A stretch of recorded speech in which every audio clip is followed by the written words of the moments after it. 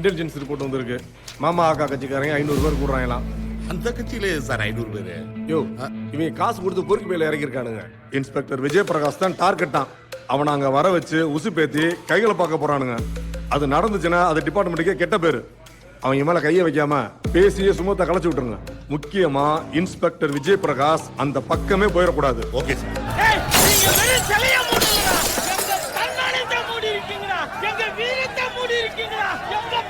ஏய் அது என்ன சலம் தெரியுமா? மூடி இருந்தா மயிலவரா தெரியும், அவுத்து காட்டு அப்பதானே தெரியும். நான்றதுனால பொறுமையா பேசிட்டு இருக்கேன். நீ எல்லாம் ஏன் பேசுற? இன்ஸ்பெக்டரை வர சொல்லு. வர சொல்லு இன்ஸ்பெக்டர். இன்ஸ்பெக்டர் வர மாட்டாரு. இங்க எனக்கு தான் பவர். பெரிய பவர் பேங்க். வா போனை சார்ஜ் போட்டுக்குறோம். சொல்லுங்கடா. ஓ என்னையா? தொடக்க சொல்லு. சேலைய தொடக்க சொல்லு.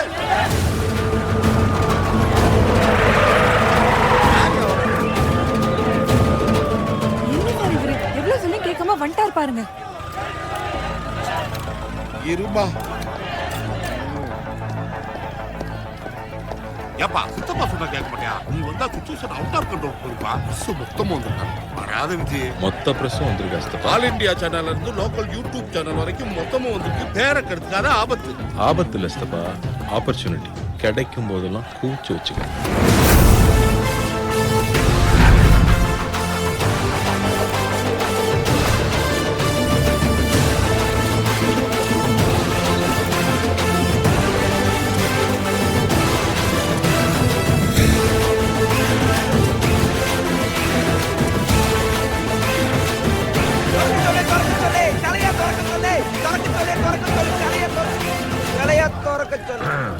காவல்துறை உங்கள் நண்பன்.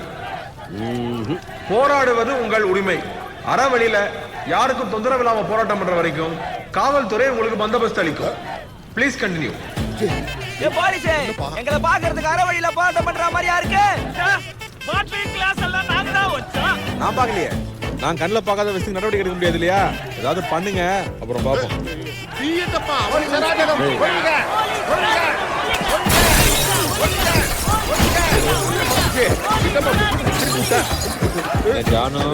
இப்பெல்லாம் நம்மளை பத்தி எழுதுறதே இல்ல. கலவரத்தை கட்டுப்படுத்தாம கடலை போட்டு இதுவும் செட்டப்பா. என்னப்பா இது? நீங்க என்னதான் கலவரம் பண்ணாலும் பாதிக்கப்பட்ட பொதுமக்கள் முறையா வந்து காவல்துறையிட்ட புகார் கொடுக்காம நாங்க எந்த நடவடிக்கையும் எடுக்க முடியாது. எங்கள் கைகள் கட்டப்பட்டிருக்கின்றன.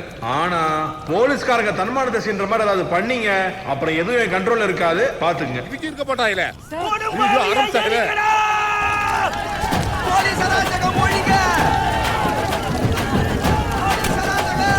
எல்லாம் மீறி போய்கிட்டு இருக்காங்க. குடும்பாவெல்லாம் போலீஸ் சத்தத்தை கொதிக்க வச்சுருக்காங்க.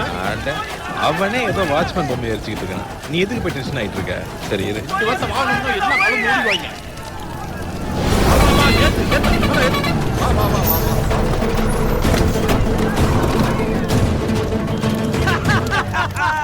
சுனாமியே வந்தாலும் எங்களை கலைக்க முடியாது. இவரு ஒரு தண்ணி லாரி எடுத்துன்னு வந்து கலைச்சிட்டு வரான். நாங்களாம் நெருப்பு மாதிரி. எங்க அண்ணனை பார்த்து நான் தீயே குளிப்பேன். இந்த தண்ணியில குளிக்க மாட்டேனா?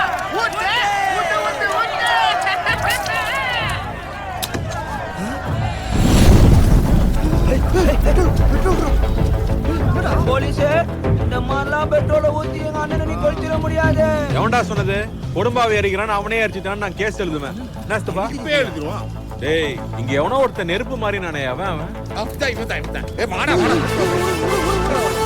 அவங்க அண்ணனுக்காக தீ குளிக்கிறானே ஒருத்தன். யாரா அவன்? சுனாமில ஸ்விம்மிங் போடுறான். வேண்டாம் வரோம். இந்த சீசா விளையாடுறதெல்லாம் சின்ன பசங்க விளையாடு. உனக்கு அனுபவம் பத்தல. அண்ணன் கூட போட்டோ எடுறா.